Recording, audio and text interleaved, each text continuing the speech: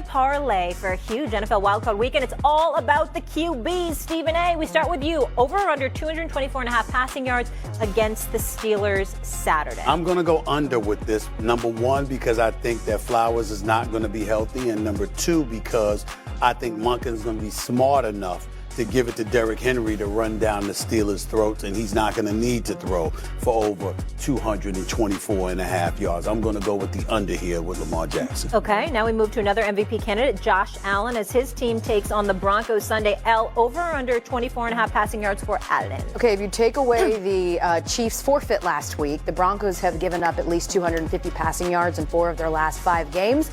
It's not their strong suit. They're a very, very good defense, but they will let you throw all over them. So I'm going to take the over here for Josh Allen to be able to do that. Wow. And finally, he's got the highest prop of the week, and he's your guy, Dan. Will Sam Darnold have over or under 274.5 passing yards Your guy. against your other guy, the Rams? I got a lot of them. I'm going to say over. I don't think Sam Darnold plays 2 bad games in a row. The Rams' defense is good, but they will give up yards over the middle of the field, and that's a focus point for Minnesota's pass game. Rams defensively give up about 230 yards through the air a game, so it's not necessarily going to be something that Sam Darnold's going to get easy, but I think their play-action pass, because the Rams' run defense is not good enough, I think that's the huge success for their pass game. Okay, so to recap, we're going with Lamar Jackson under 224.5 passing yards, Josh Allen over 224 passing yards, and Sam Darnold over 274 passing yards. If you like these picks, head on over to ESPN Bet and look for the First Take Triple Play Parlay. That is available in the Parlay Lounge. One other coaching note. I think that there are going to be teams out there that have watched the way that the Pittsburgh Steelers season has ended and wonder whether they should call the Steelers to see if they should inquire about whether the Steelers would be willing to move on from Mike Tomlin and move him to another organization. I don't think Pittsburgh will do that. That has not been what they've been about, and there's no indication that they would. But I do think there are teams wondering whether they should lob in a call just to see if they could stir Pittsburgh's interest. All right, it's hard to imagine Mike Tomlin not as the head coach of the Steelers. Meanwhile, Pittsburgh faces Baltimore in the playoffs Saturday, with Tomlin's team riding a 4-game losing streak. From the AFC North to the NFC North, take a listen to Bears GM Ryan Pohl on if his team's ready to go all in for a new head coach. There's going to be some names that you don't expect that are going to surprise you, because we're digging deeper than we ever have before. That's a wild card. Stephen A., this is your team, the Pittsburgh Steelers, and I know how highly you think of Mike Tomlin. Do you think he should consider leaving Pittsburgh for Chicago? I think, yes. The answer to that question would be yes. I love Mike Tomlin. I hope he doesn't leave. But I want to make sure I emphasize what I'm saying here. There does come a point in time, and I'm not saying that is the case yet with the Pittsburgh Steelers, but there does come a point in time when you have to ask yourself a question: is a new voice and a new vision required? The Pittsburgh Steelers, 6 Super Bowl championships on their resume, with only 3 coaches in its history: Chuck Noll, Bill Cowher, now Mike Tomlin. They know how to pick coaches. You have 0 playoff victories since 2016. 0. Now, again, I love me some Mike Tomlin, and I don't want him to leave. But I remember when Don Shula ultimately was let go. I remember when Tom Landry was let go. And I would always say to folks, players get interchanged all the time. Players are let go all the time. We move on from players every single day. They moved on from Joe Montana. This is what happens. And so I look at, they moved on from Peyton Manning. This is what happens. So why is it sacrilegious to bring that up when it comes to a coach? It's not like you're saying he doesn't deserve to be a head coach. It's not like you're diminishing his quality and what he brings to the table. But if I'm a franchise, I can tell you this much for me personally.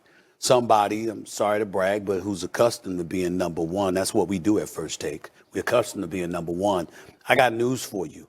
Ain't no way in hell I'm going to be a part of a team that can't win a playoff game in 9-10 years. If I'm the owner, if I'm the boss, I got to look at that hard.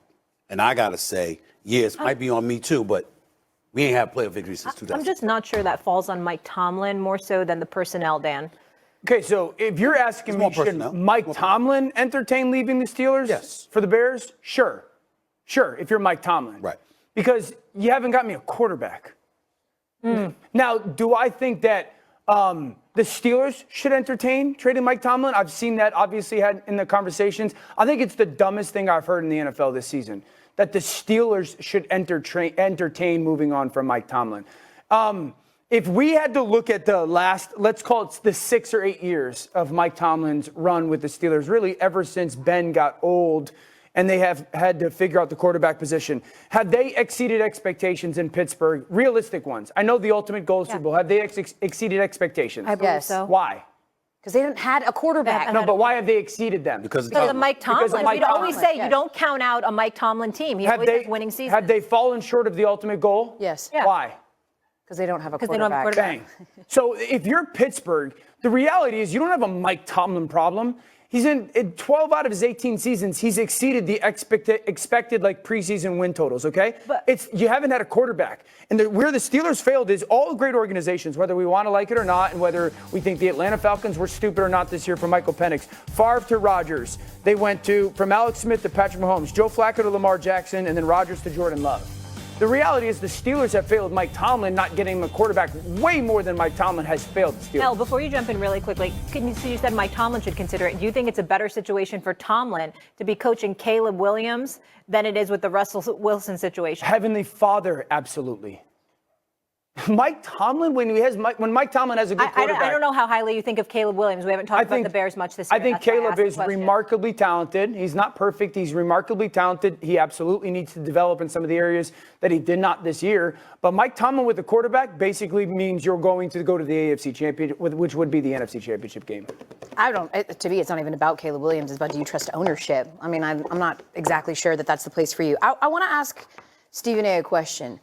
Because I agree with you that sometimes it's just the message is not cutting through anymore and you have to move on. Many, many years ago in college football, it was Georgia moving on from a guy that they loved in Mark Richt, because even though he was always a perennial winner, he couldn't win that big one. And so they said, you know what, we're going to take our chances. We're going to move on from a guy who consistently gets us 10 wins in hopes that we can bring someone in who will get us 12 and one of those will be a natty. And ultimately it ended up working out. But in the NFL, where have you seen this blueprint of a very long tenured coach leaving a team where he had championships and going to another team and not working? Because people keep trying to bring up Andy Reid. No. When Andy Reid was fired from the Eagles, I believe they had 4 wins that year and they had missed the playoffs for 2 straight years. So, yes, they didn't know what they had in Philadelphia, but he had 14 seasons there. And ultimately, he ended up having great success in Kansas City. But where? Where have you seen that work? And so, if you're Mike Tomlin, if you're the Steelers, where? Tony Dungy? Tampa to Indy? And he didn't win in Tampa Bay. I mean, it was his team that won, but yes. I mean, he built a pretty darn good foundation. It was his team that won. I get it. John Gruden has a ton to thank for on that. I got to go back at Dan for something. What would you consider to be an old quarterback? An old quarterback? Yes, like sir. what age? Age, yes, sir. Like 30. I think once you get to like 35, 36-ish. Okay. So let me go back. So in 2016, the Pittsburgh Steelers lost in the conference championship game to the New England Patriots. That's their last playoff victory. Okay? Ben Roethlisberger was 34. The very next year, they lost in the divisional playoff game to Jacksonville. Jags. Yep. Blake Bortles. They gave up 45 points. Okay. They missed the playoffs over the next 2 seasons. Yes, sir. And then after that, they lost in a wild card game Baker. to Baker Mayfield. Okay? They gave up damn near 40 points. I believe it was 40 points, if I remember correctly. Yeah, they scored 40-something points. 48. I apologize. I'm just saying to you that wasn't about the quarterback. All I'm trying to say. Well, if you don't have an offense, it does affect the defense. Well, again, they scored 37 points that game. You understand? So what I'm saying to you is, all I'm trying to say is this. I love Mike Tomlin. Don't want him to go nowhere. Me personally, because I love what he stands for, what he represents. I just got a strong affection for the man, and his record speaks for itself in terms of his regular season and how the team overachieved. I'm just saying, when you haven't made the when you haven't won a postseason game representing the Pittsburgh Steelers in 9 years, and it's about to go to 10 this Saturday night, I do get to sit back and go like this. I might need to reevaluate things. No, because here's my pushback. I might need to do that. No, here's my pushback. Because it wasn't always about the absence of a quarterback. But you also cannot make the comment of, well, maybe the message is getting stale when they're constantly in the playoffs. That's the playoffs are about players. The playoffs are about quarterbacks. So the message is clearly still being impacted or impactful because they are still winning and still getting to the playoffs. But what about we sit here right now, Dan? They had lost 4 straight to end the regular season, and if they lose Saturday night, they'll win 5 straight losses. All right, but what about that? But why are they losing those 4 straight in the regular season? They go into every game and they are at that position. They are second tier in it. We weren't saying that about Russell Wilson midway through the season. Yes, we were. No, we weren't. We liked what we saw. We liked the way he was looking. But we all said, if you give him the deep ball, get him the deep ball, he'll be okay. That's my thing. Like, they haven't had the playoff win. They've also had Patrick Mahomes over these last 7 or 8 years. Lamar Jackson, Tom Brady. I didn't say a championship. I said a playoff win. They're going against a playoff win. Let me jump in here, guys, because speaking of old quarterbacks, I have some comments that are fresh off the press that I want.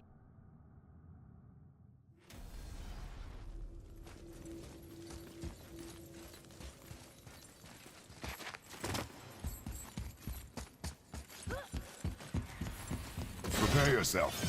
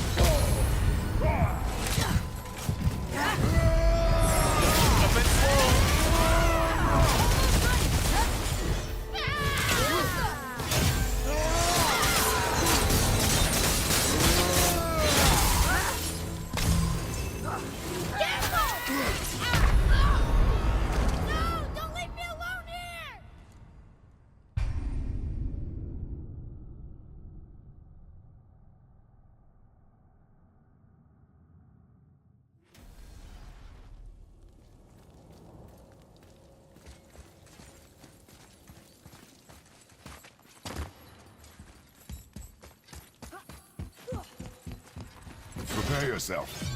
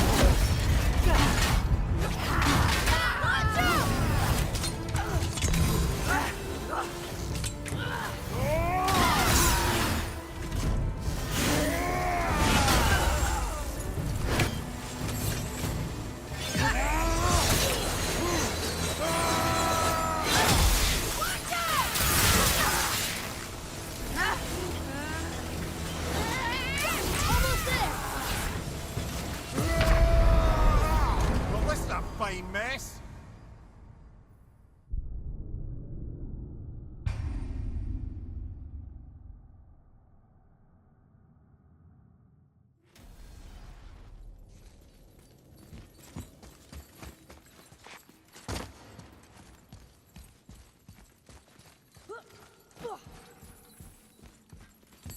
Prepare yourself.